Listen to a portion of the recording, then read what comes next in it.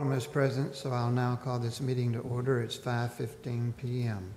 We have no public comments for posted agenda items today, so I will go to the board workshop and I'll turn the floor over to Michelle Cavazos, principal of Sam Houston Elementary School, who will present information regarding their award of the TCLAS School Redesign Grant. Hello, good afternoon.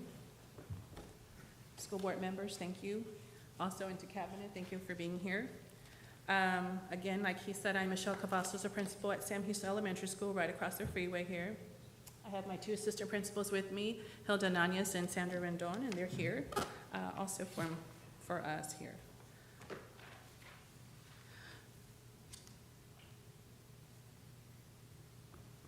So upon receipt of the grant that we received from TEA, we developed a design committee that was composed of a variety of staff and community members, including classroom teachers, paraprofessionals, support staff, administrators, and parents.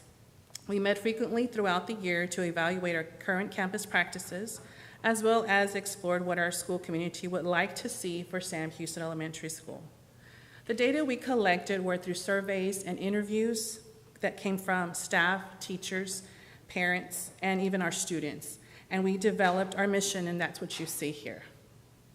Our focus for the school redesign centered around social-emotional learning and academics of the whole child, which led us to our graduate aims of problem solvers, collaborators, scholars, resilient learners, and global citizens. At this time, Sam Houston has been awarded $750,000, $250,000 is for the first year, and $500,000 for each year after.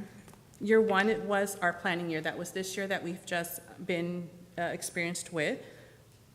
It was with our design and planning teams, we developed a school redesign plan based on all of the data. So through all the interviews, through the surveys, and all the information that we received from our stakeholders, and reflections from ourselves as campus staff, we created a vision and a mission. In year 2 and 3, we'll be going into is called implementation year. And this is our time to try out some of the things that we have planned and pilot those practices and to see what works and what doesn't work, and then just keep improving from there on and to make it a great school for our students and our staff. The school redesign plan does involve blended learning with reading and math, along with the social-emotional learning component referred to as Strong Start. In addition, the grant involves high-quality instructional materials, high-dosage tutoring, and extended learning time. At this time, I'm requesting your approval for our school redesign plan so that we can continue this journey for Sam Houston Elementary and the community. Any questions? Think not. Thank you, Mrs. Cavazos, and well done. Thank you. I'll now turn the floor over to Brian Grubbs, Managing Director, SAMCO Capital Markets, Inc., who will present a workshop related to redemption of the unlimited tax refunding bonds. Mr. Grubbs?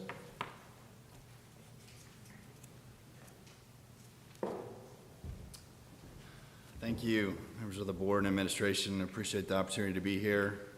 Again, you've got an opportunity to take existing cash that you have in your INS fund balance and basically pay off an outstanding series of bonds. Historically, you have been through bond refinancings where you've lowered the interest rate to save money. You've also used excess cash in the past to pay off principal.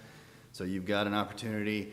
In order to do that, the board does have to take action so that we can provide notice to the bondholders that they will be paid off.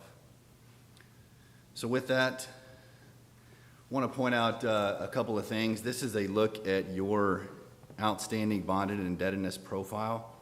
If you'll notice, the blue bars represent the principal amount. The yellow, the light colored, is the interest component. The one thing I want to point out is you have a level payment, and then you have substantial drops in the future. For a district of this size, this is pretty unheard of. Most school districts we see, districts this size, have a growing payment that as your tax base grows, your bond payments grows. You've had the luxury of having a level bond payment that's allowed you to generate these excesses that you can use then to retire principal. I also want to point out that when we did the May 2016 bond election, it was projected that in the 21-22 fiscal year that your taxable value would be about $8.5 billion, and that the INS tax rate would need to be somewhere around 44 pennies. That was in our original bond election model. You're currently sitting on a taxable value of a little over $10.6 billion, and your INS tax rate is 10 cents lower than where you thought it would be when you approached the voters with the May 2016 bond election. So outstanding news there as well. These next two slides, I'm not going to cover each one individually, but I want to point out, going back to 2007 through our most recent refinancing, you have taken advantage of a very, very low interest rate environment to refinance outstanding bonds to save an interest cost. At the bottom of this slide, you'll also note that at the 2015 refunding bonds, we not only refinanced the interest rate, but you also applied excess cash that you had at that time to reduce principal moving forward on that particular issue.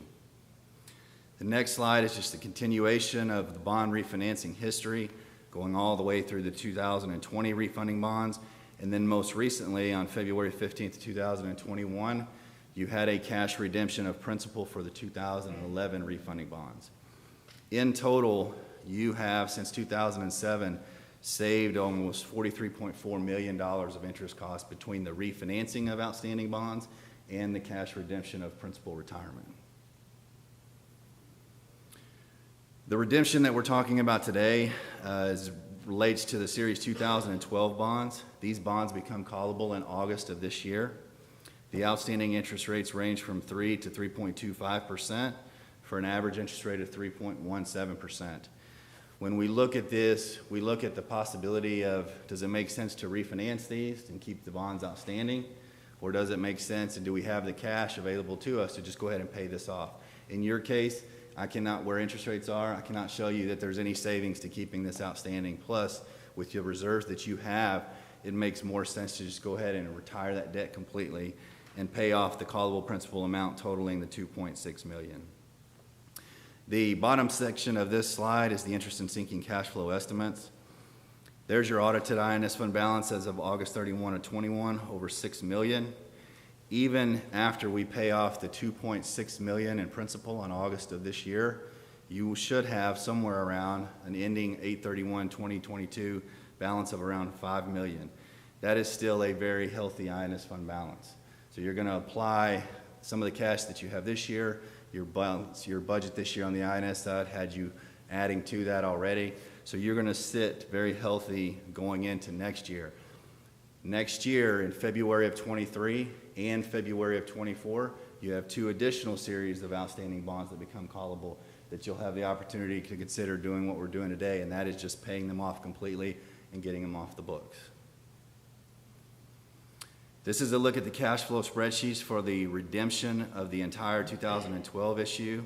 I'll point out under column 5 that in paying off the $2.6 million of principal that remains in August 15th of this year, you will save a little over $438,000 in interest cost. You'll have your total bond payment there under column 6, but if you'll notice under columns 9 and 10, just with your tax base at where it currently is, which I know property values have gone up considerably statewide, you are going to be in a position to continue to deliver a tax rate well below what you projected to the voters in the 2016 election. And in maintaining the INS tax rate where you have, are going to generate the excess to continue to pay off multiple series of bonds over time. So with that, I'll answer any questions that you have for me this evening. Anybody? If not, thank you, Mr. Grubbs. Thank you. I now turn the floor over to Dr. Sonia Nazi, Chief Financial Officer and Deputy Superintendent for Operational Support, who will present a budget workshop.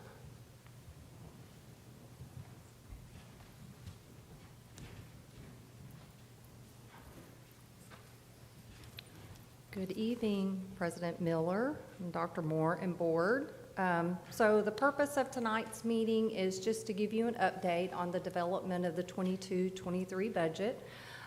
We gave you some information back at the April meeting, and so we have some new pieces of information that I want to share this evening, and then give you some updated projections at this point.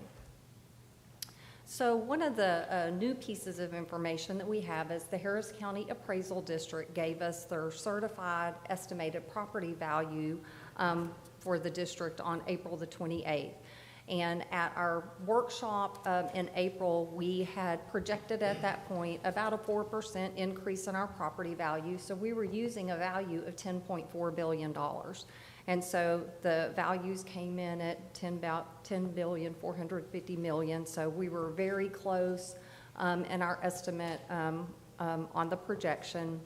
Of course, there is potentially a margin of error because this is very early in the process, and they do expect a record number of property protests this year, specifically with residential value. So we won't have our final certified values come in August. But as of right now, this is where we're at. Now, one of the items that was pending on Friday when we were completing this PowerPoint was that there was a Texas constitutional amendment that was pending over the weekend that related to increasing the homestead exemption from $25,000 to $40,000.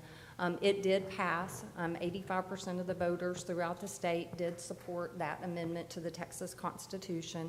And so we do anticipate that we're going to lose about $188 million worth of taxable property value due to that amendment.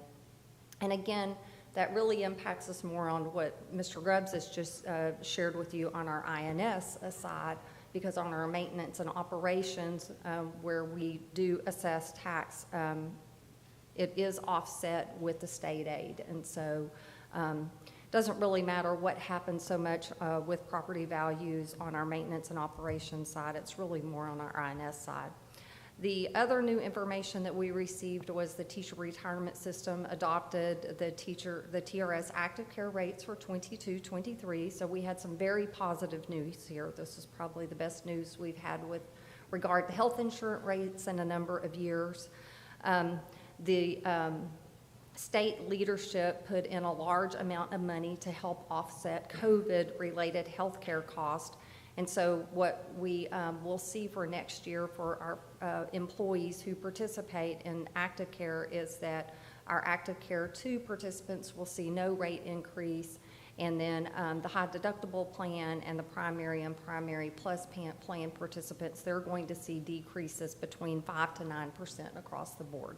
So it's very positive news. There's no anticipated increase in their deductibles and other out-of-pocket costs. And as a matter of fact, there was a large statewide forum today where TRS Active Care talked to us about a lot of the value-added components that they are going to be incorporating into the health insurance plans. And we had an option this year of opting out of active care and going into the market and trying to procure our own plan. And at this point, we feel very confident that we made the right decision by remaining in active care with what we've seen and what I believe that we will see over the next few years with some additional benefits that they will be offering to employees to help them with their out-of-pocket costs. We don't expect there to be any changes at this point in time on vision, dental, some of those other optional benefits that we offer employees, but we may learn more about that later. So as a reminder, the board took action at the April regular meeting to adopt the teacher pay scale for 22-23. It was a 3% midpoint general pay increase. Starting salaries at $62,750. There's a minimum increase here of $2,200 for every returning teacher and any employees tied to the teacher pay scale. There were also some equity adjustments that were included here, and they were specifically addressed teachers who had experience between years 17 and 25, and it was about $275,000 for us to do those, and overall it was a cost of $3.2 million. So on our early budget assumptions, I've already talked to you about property values, so right now I'm just going to focus on the top line, average daily attendance. So we did get updated information on our 5th 6 weeks for 21-22. We are unfortunately running a little bit lower than we anticipated on our attendance rates. And average daily attendance is significant because this is the primary driver of state aid under House Bill 3 formulas. So our estimate we were using before that was a little over 19.8. Now we've had to drop that down to 19,677 because we're assuming a worst-case scenario that there's no new growth for next year. So that's really the key number that's here that's changed since the last meeting is this average daily attendance. And so now on our preliminary projections, we're looking at a total revenue of $234.9. That's a little bit less than what we looked at the last meeting. At the last meeting, it was projected a little more than $236 million. And then on the expenditure side, we've got a total here of $243 million, and that's lower. But what we do have included in here is the 3% for the teachers that has already been adopted, a 3% general pay increase for all other employees, and then we show some movement of some expenditures out of the general fund over to the ESSER fund. So at this point in time, where we're at in our planning process is a deficit of $8.1 million. We hope to bring you, or plan to bring you, a compensation plan at the June board meeting, and that should also include the general and pay increase for all other employees. And then after that, we'll just look forward to August. At that time, that's when we receive our final certified values from the appraisal district. We have our final budget workshops at that point, and then we have a required public hearing in order to adopt the budget. And then generally, we do not adopt the budget here, the debt service rate and the tax rate until our October 10th board meeting. So do you have any questions for me at this point in time? Apparently not. Thank you, Okay. Dr. Nizzi. All right, thank you.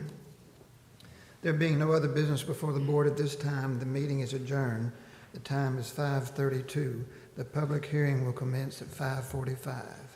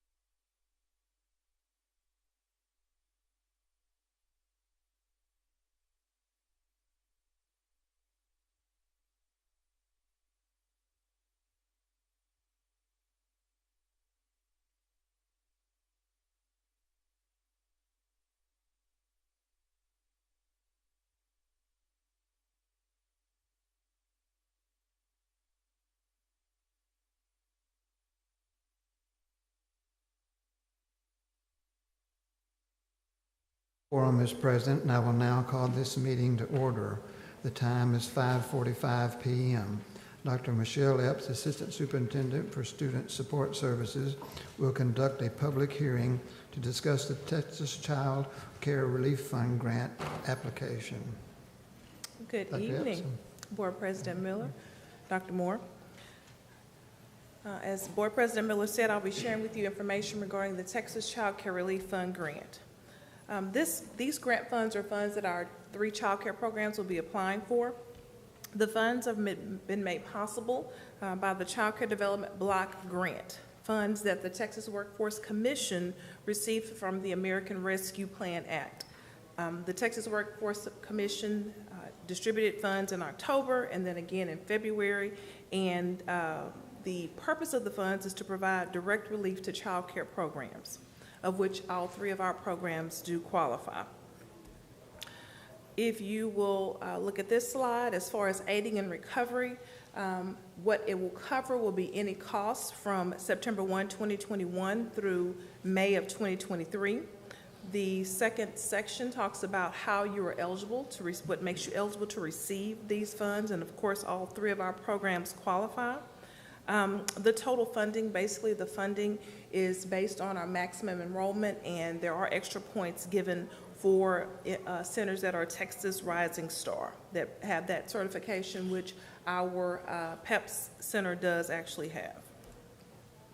The next slide talks about the 4-step process from the point of collecting the documentation in order to be able to apply, the application going online, which went online in March, as far as our being approved for the information, notice of award, and then also when we will receive those funds, first installments and then subsequent installments following that.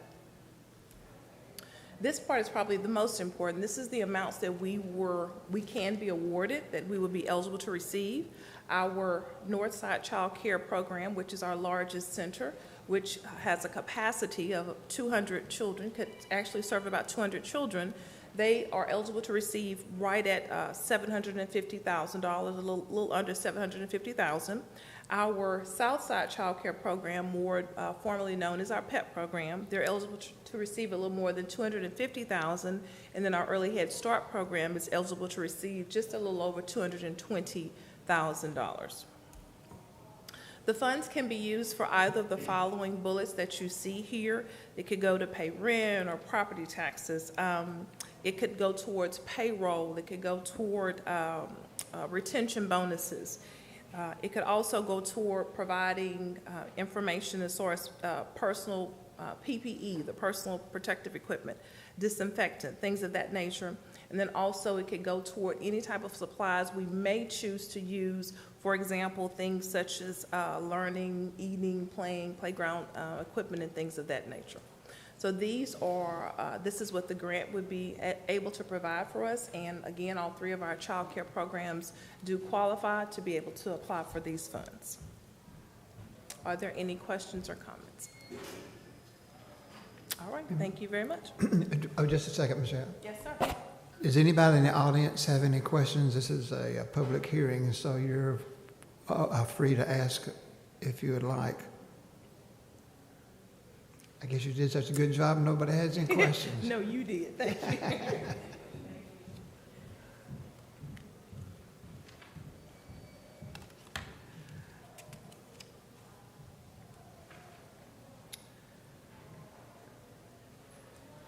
Okay, thank you, Dr. Epps. The public hearing is adjourned. The time is 5:49. The regular meeting will begin at 6:00 p.m.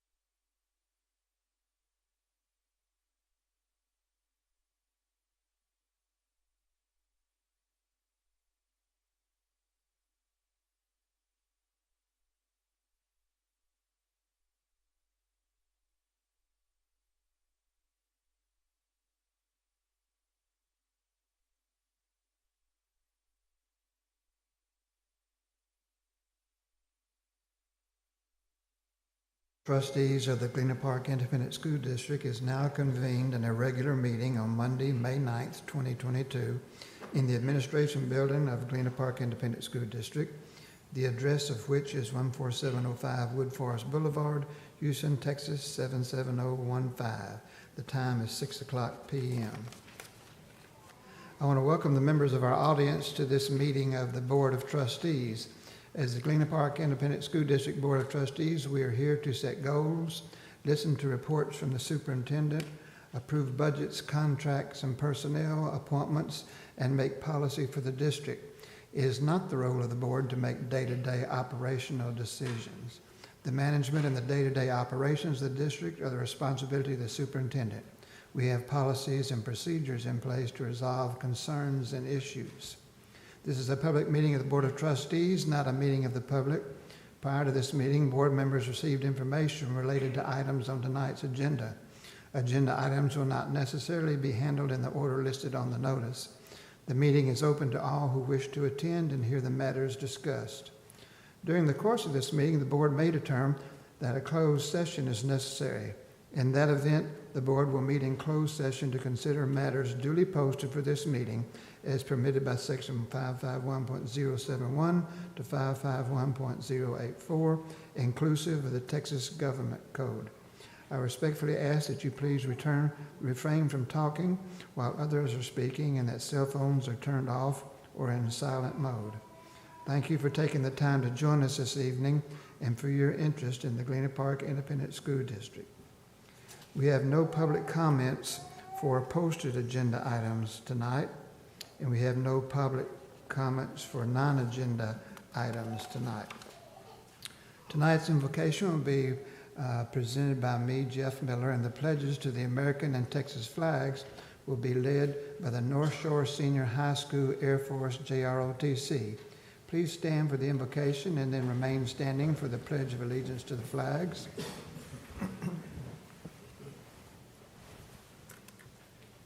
Almighty God, our Heavenly Father, we're so thankful for our many blessings, and we start with just the beauty of your creation. We thank you for a country where public education is a top priority. We thank you for district employees, all of whom contribute to the education of our children. And we pray for peace in the East, in Europe, and the rest of the world. In Jesus' name, amen.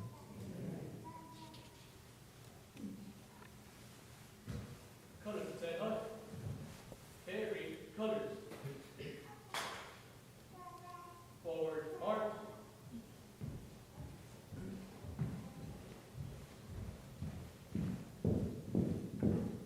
Colors, hold. Left face. Freeze and colors.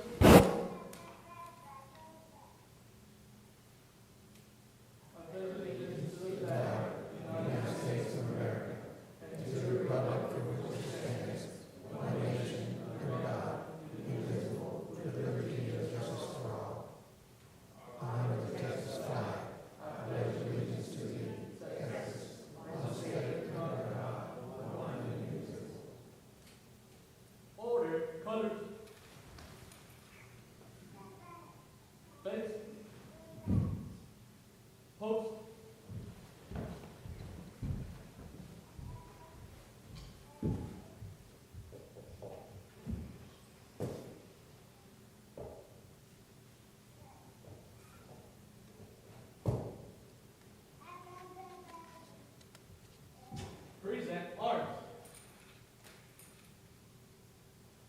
Order arms. About face. Forward march.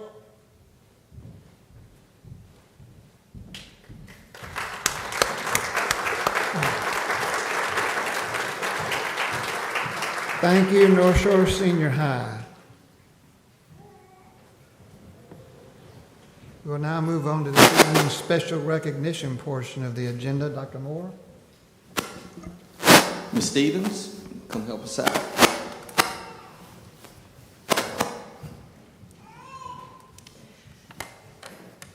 Good evening, Board of Trustees, Dr. Moore, Cabinet, and audience members. Tonight, we are recognizing several outstanding students and their dedicated sponsors. We begin the evening by recognizing North Shore Senior High School student Osvaldo Garcia. Osvaldo has been awarded a $15,000 per year scholarship offer to play esports at the University of St. Thomas. Osvaldo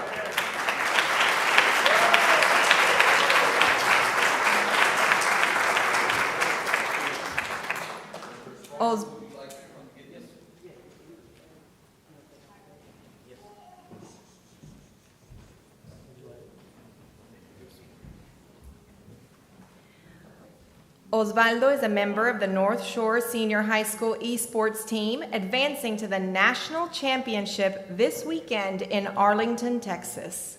Congratulations, Osvaldo, and good luck to you and your team at the national championship.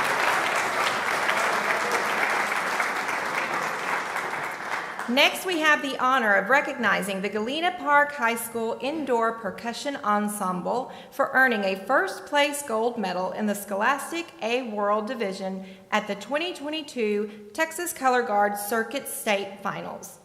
The Texas Color Guard Circuit's mission is to create and foster positive, competitive, and educational experiences through pageantry arts in the state of Texas. Staff and students of the Galena Park High School Indoor Percussion Ensemble include Jonathan Carr, Director of Percussion,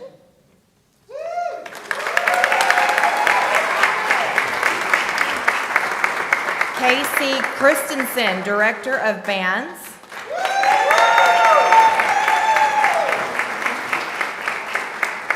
Tyler Bordelon, Assistant Director,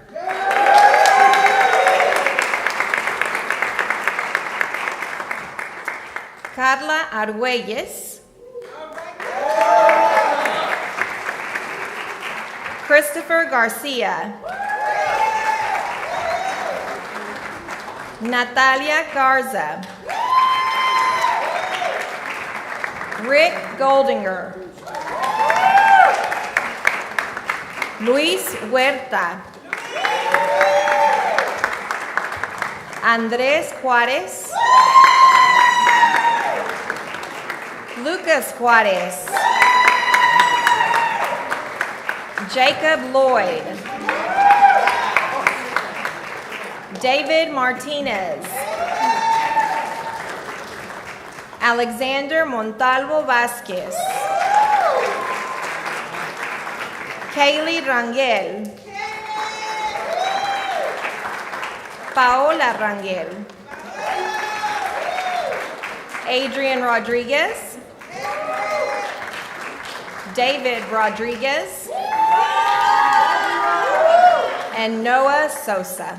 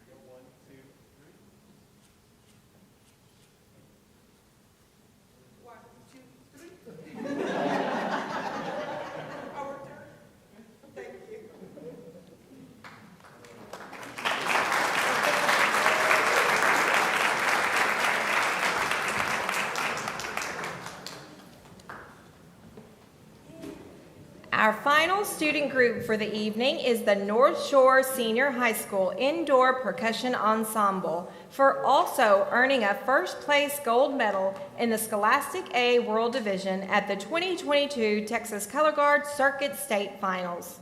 Staff and students of the North Shore Senior High School Indoor Percussion Ensemble include Jay Davis, Director of Percussion,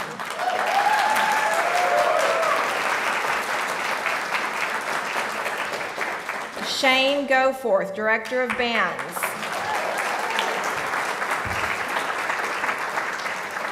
Brandon Laird, Assistant Director.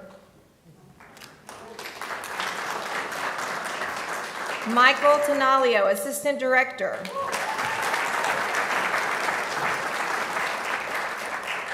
Eslam Awadin. Diego Borrego. Caleb Bryant. Lily Cantu. Francisco Cárdenas. Xavier Cole. Jacob Diaz. Miranda Diaz. Heriberto Garcia. Jehu Garcia. Gisela Germán. Aaron Gonzalez. Fernando Gonzalez. Michaela Hadnot. Alec Lara. Daniela Lasalde. Christy Leija. Delia Levy. Frida Lopez. Jamir Mason. Saraí Montoya. Emmanuel Morales. Dylan Moreno. Ruby Muñoz. Fernando Nava. Yvette Robles. Aldo Rodríguez. Ivan Rodríguez. Manuel Sánchez. Roman Saude. Jonathan Solorzano. Angel Sumrall. Carlos Valencia. Ben Walding.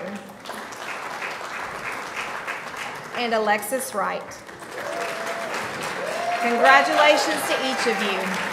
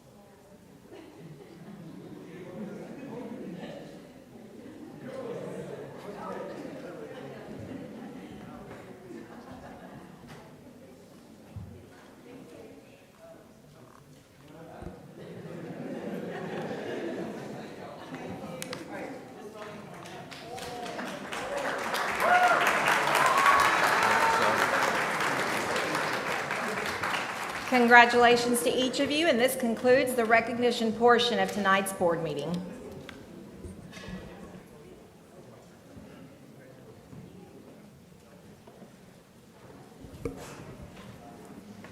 Any board member may make a comment during this portion of the agenda without prior posting being required. Comment items may not pertain to the character of any student, staff, or board member and may not be discussed or deliberated upon at this time. Does anyone have a comment?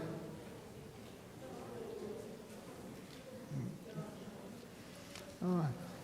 We come now to the business portion of tonight's meeting. We invite and encourage you to stay for the remainder of the meeting. However, if you need to leave early, we understand, and this is a convenient time to do so. We appreciate your attendance. Please come again.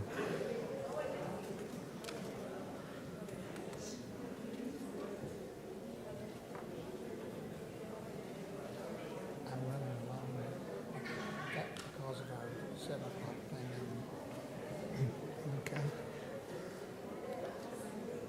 Mr. Sonny Fletcher, Senior Director for Facilities Planning and Construction, will provide a 2016 bond program construction update. Sonny? Oh, Good evening. sneaked up on me. Good evening, President Miller, Board and Cabinet. I thought I'd find a different picture. We've got an aerial picture of Pyburn up on the screen. You can see from the date it was taken on the 14th. I want to include this. You can see how close the bayou is to our retaining wall. So we've got quite a challenge there. But even more importantly, if you think about this on the 14th, and these pictures were taken just last week. So the metal deck is on. We'll be pouring, the contractor will be pouring the roof. They finished pouring the second floor concrete, and you can see the metal studs going on. So to the question many times I get asked about schedule, we're making up time. Good. So that's been great news. Contractor's doing a great job, and the weather has been participating. Another part of Houston had bad weather, and they were able to steal their concrete time slot. And that's how the second floor deck got poured early. So great news. Great work there. Of course, we've got our Galena Park High School project, Phase 2, right here at the end of wrapping up design. And then I still listed the roadway as out for competitive sealed proposal, but you'll see here just in a few minutes later on the agenda for you all to approve a contract with that contractor. Thank you. Any questions? Sonny, I noticed the retaining wall. Is that a dual wall? I'm sorry? The retaining wall at Pyburn, is it a dual wall? Yes, it is. It's just for extra support, reinforcing, and to keep people and things away from the wall because it does have some waterproofing in it, that type of thing. So yes, it is. One's really tall and the other one's a little short. So yes, and then it gets a safety wall on top of one of them too. What kind of protection? I mean, at what level are we good to water-wise there? Do you know? We're 3 feet above the 500-year, so it's quite. No, that's good. So that's a good, excellent elevation in terms of flooding. You were asking. I see your question. I'm sorry. I was thinking about safety in the retaining wall, not flood, and Right. And a wall, of course. It's amazing to go in that subdivision as you approach the school from Hiller, and now you see this 2-story steel structure up above the homes. It's doing a wonderful job. That's awesome. Getting that up and looking really good. It'll change the look of that Thank you. neighborhood, and you can see downtown Houston from upstairs. So it's kind of has some beautiful views toward downtown Nice. too. Thank you. Thank you, Sonny. We'll now move on to new business. Is there a motion to approve to hire 6 new positions for the 2022-2023 school year? So moved. I, Adrian Stevens, move we approve to hire 6 new positions for the 2022-2023 school year as presented. I, Wanda Johnson, second the motion. All right. We have a motion made by Adrian Stevens and a second by Wanda Johnson. All in favor? That passes 7-0 with no abstentions. Is there a motion to approve the renewal of the property windstorm terrorism insurance for the period of June 1st, 2022 through June 1st, 2023 from the McGriff Insurance Services via the National Cooperative Purchasing Alliance contract number 0908 for the premium of $2,717,010. I know Esparza, move we approve the renewal of property windstorm terrorism insurance as presented. I, Norma Hernandez, second the motion. All right, we have a motion by Noe Esparza and a second by Norma Hernandez. All in favor? I abstain. So Abstain. we have 5 in favor and 2 abstentions. With respect to the general consent agenda, do we want to remove any item for a separate vote or take the agenda as is? I, Wanda Johnson, move we approve the general consent agenda as is. Second. I, Norma Hernandez, second the motion. Herbert already seconded. Okay. Okay. We have a motion by Wanda Johnson and a second by Herbert Sanchez. All in favor? That passes 7-0 with no abstentions. With respect to the construction consent agenda, do we want to remove any item for a separate vote or take the agenda as is? I, Adrian Stevens, move we approve the construction consent agenda as presented. I know Esparza, second the motion. We have a motion by Adrian Stevens and a second by Noe Esparza. All in favor? And that passes 7-0 with no abstentions. With respect to the financial consent agenda, do we want to remove any item for a separate vote or take the agenda as is? I, Norma Hernandez, move we approve the financial consent agenda as presented. Herbert Sanchez, second.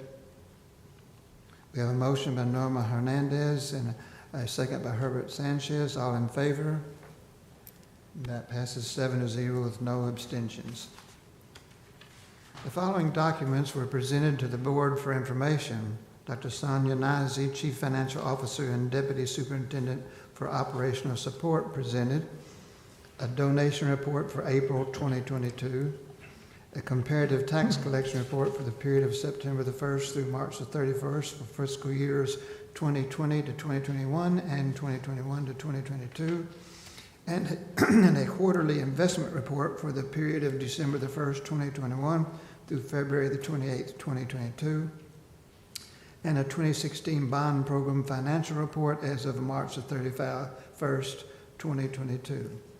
Mrs. Elizabeth Layler, Deputy Superintendent for Educational Support and School Administration, presented the Early Head Start Policy Council meeting minutes from March of 2022 and the Early Head Start Update and Fund 205 Expenditure Report summary from March 2022. An executive session of the board will now be held on the matters contained in the notice for this meeting as authorized by Section 551.001 through Section 551.084 of the Texas Government Code, the Texas Open Meetings Act. Should the board determine that any final action, final decision, or final vote be required with regard to any matter considered in such closed or executive meeting or session, then such final action, final decision, or final vote shall be at either this public meeting upon the reconvening of this public meeting or at a subsequent public meeting of the board upon notice thereof as the board shall determine. A closed or executive meeting of the board will now be held.